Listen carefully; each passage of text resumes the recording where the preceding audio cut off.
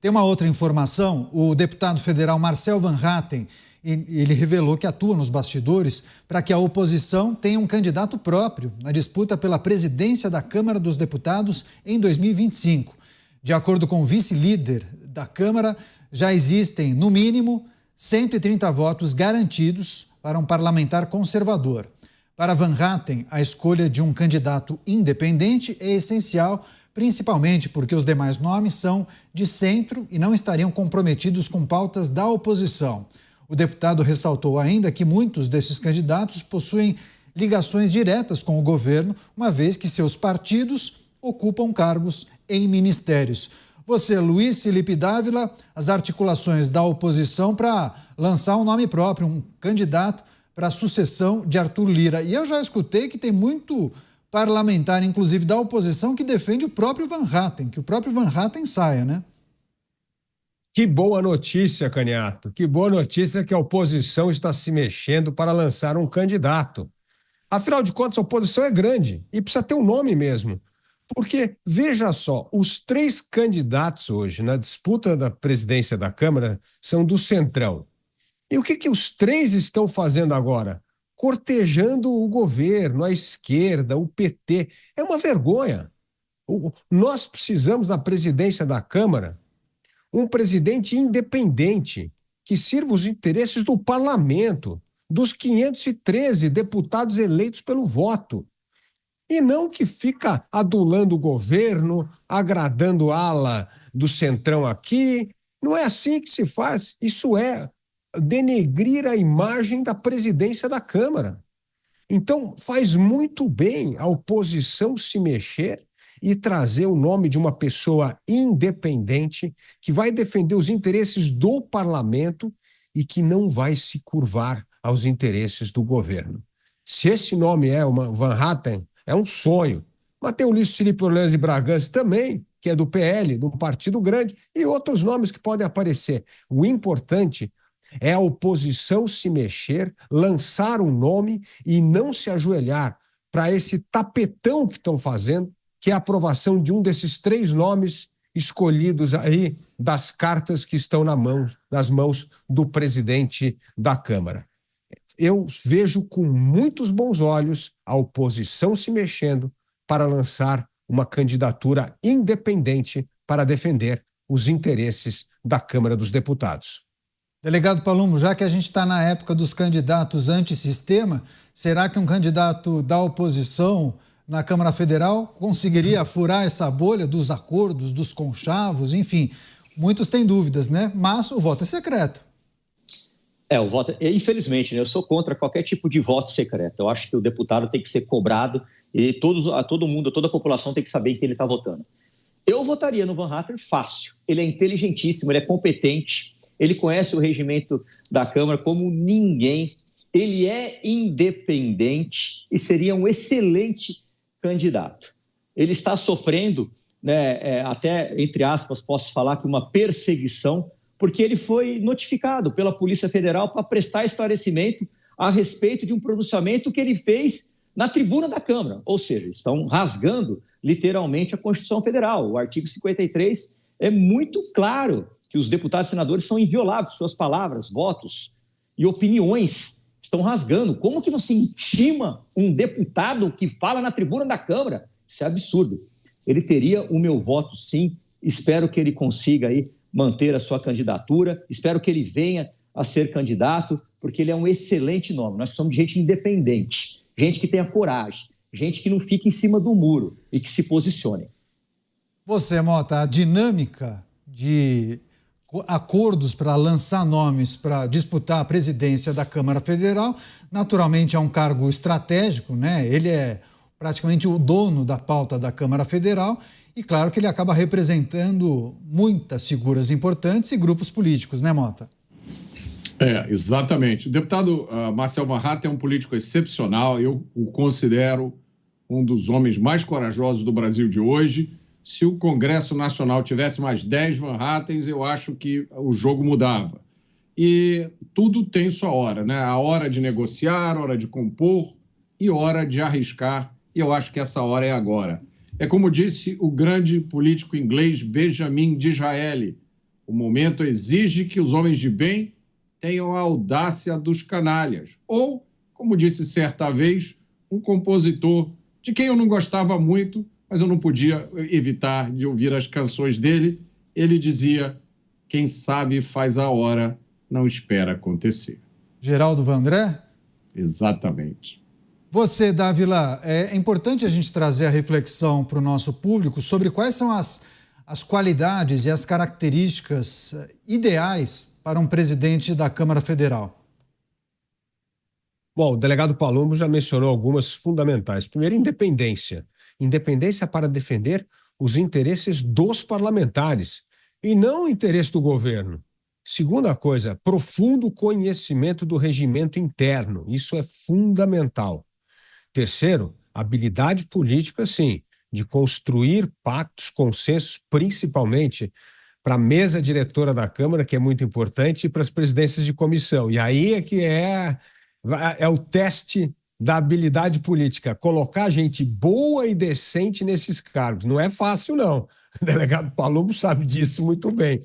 Mas, certamente, se tiver esses três grandes atributos, nós teríamos uma verdadeira revolução no comando da Câmara com a presidência de alguém como Marcel Van Hatten. Agora, tiro rápido, Dávila. O delegado Palumbo falou que o voto deveria ser aberto, mas eu já escutei gente que disse que o voto fechado pode, inclusive, ajudar quem é da oposição, porque as traições acontecem justamente aí, né? Mas não foi o que aconteceu, por exemplo, nas últimas votações de membros para a Suprema Corte, né? Se isso fosse verdade, nós provavelmente não teríamos aprovado vários nomes para a Suprema Corte brasileira. Ou seja, não é bem assim. Por isso eu estou de acordo com o delegado Palumbo. Acho que o voto devia ser aberto. Aliás, uma das coisas que a oposição pode começar a fazer, já que ela tem uma maioria significativa, é exigir o voto aberto, porque depois que você tem 33 parlamentares, você pode exigir que todo voto seja aberto. Isso seria uma revolução. Por isso, concordo com o delegado Palumbo. E delegado Palumbo, o senhor pode se mobilizar com os outros aí, requerimento, toda a votação, painel aberto.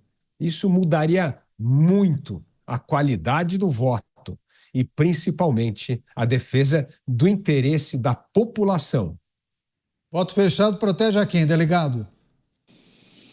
Quem não tem coragem de se posicionar. Eu sou contrário ao voto fechado. A gente está lá para defender os interesses da população e nada mais justo que o meu eleitor saiba que eu estou votando. É justo isso. Sou contra também se abster ou aqueles deputados que, quando tem um tema sensível, eles simplesmente não votam. Depois vem com a desculpa esfarrapada que perdeu a votação. Sou contra também o voto simbólico, que foi o caso da saidinha. Quem quer que o projeto seja aprovado, permaneça como está. Aprovado. É exatamente assim que é feito. Não, cada deputado tem que colocar seu nome lá.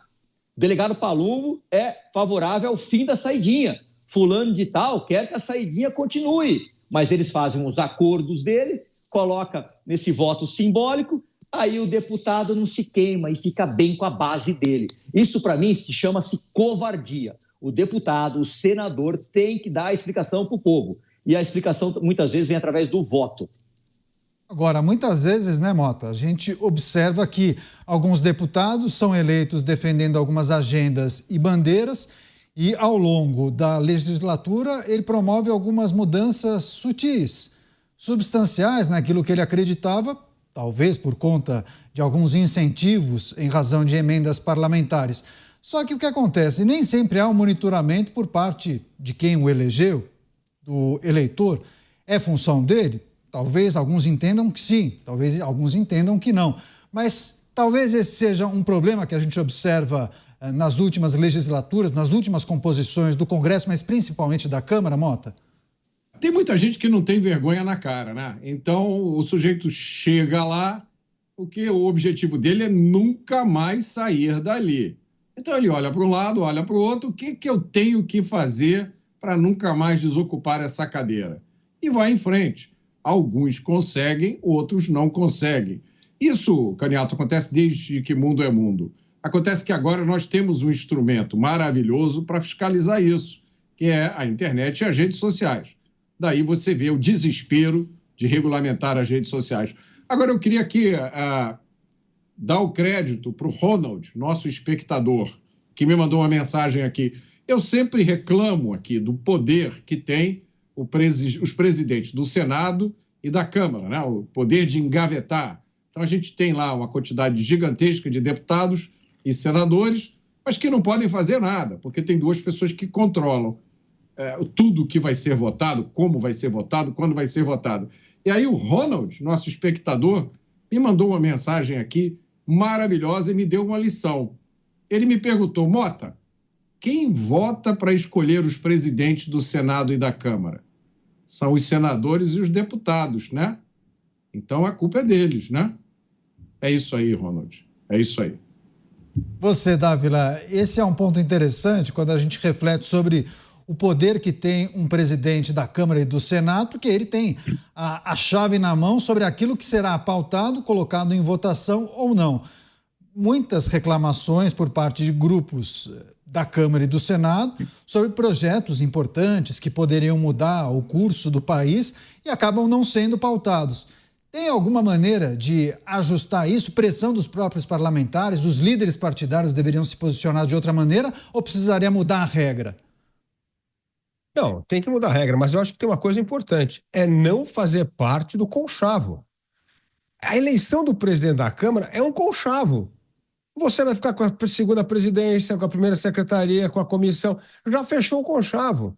Então, o poder não é só a caneta do presidente da Câmara. É que os demais partidos aceitaram o conchavo e fazer parte do conchavo. É isso que não pode. Porque se você faz parte do conchavo, você está no esquema. E isso é o que faz com que esse poder, vamos dizer, autocrático do presidente da Câmara não tenha uma forma de peso e contrapeso, porque todo mundo faz parte do conchavo na hora que você monta a chapa. Por isso que nós precisamos de uma candidatura independente. Porque se não tiver candidatura independente, tudo depende de conchavo. E ao depender de conchavo, ninguém mais controla a pauta, a não ser esses ungidos que fazem parte deste verdadeiro complô que são a escolha desses cargos fundamentais na mesa da Câmara e nas comissões. Que o Dávila chama de conchavo, talvez os jornalistas que façam a cobertura diária do Congresso usem no texto acordo, né, delegado Palumbo? Abre o jogo para a gente. Quando você começou lá na Câmara Federal, você identificou esse cenário? Para eu entrar na comissão tal, eu tenho que pedir a bênção do líder do partido, que tem um acordo. É mais ou menos isso? Conta para a gente como é que é. Isso aí eu já aprendi aqui na Câmara de Vereadores em São Paulo. Depois, quando eu fui para Brasília, se potencializou, multiplicou por 100.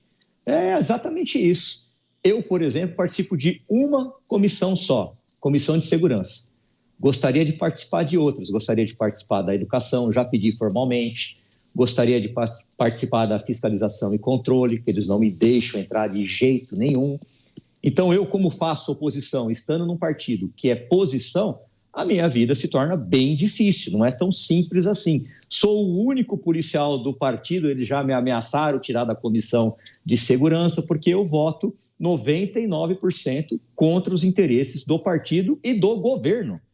Então é muito difícil. Quando você está num partido que já faz oposição por si só, é tranquilo. Se você está lá no PL e faz oposição, tranquilo. Agora, quando você está em outro partido, e eu faço isso, não é porque eu não gosto de X, Y, Z, é porque eu sou independente. Se a pauta não é boa, eu não vou votar a favor. Eles podem me tirar de todas as comissões, pode ficar tentando me ferrar o tempo todo, que eu vou continuar agindo com independência. Mas é difícil. O Nicolas me convidou, me pediu, para eu entrar na comissão de educação, para ajudá-lo. Eu fui barrado. Eu tenho mais de 20, 30 pedidos para entrar na comissão de fiscalização e controle. Eles nem respondem. E assim eu vou levando o meu mandato. Mas não vou mudar. Eu não vou me curvar ao sistema.